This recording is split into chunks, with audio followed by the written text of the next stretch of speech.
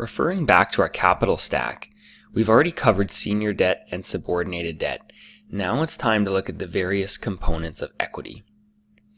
Equity can be further subdivided into shareholder loans, preferred shares, CCPPOs, which I'll explain later, and ordinary shares.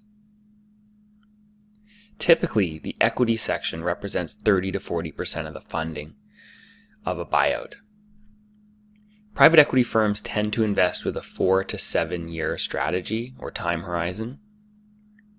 And the sources of equity funding can come from management, private equity funds, subordinated debt holders, and investment banks.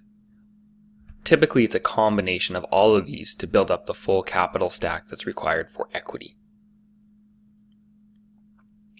Let's talk about what private equity funds really are. They're essentially a pool of capital that invests in companies, targets a high rate of return, and uses a high rate of leverage. They have a fixed investment horizon, typically 4 to 7 years, at which point they exit.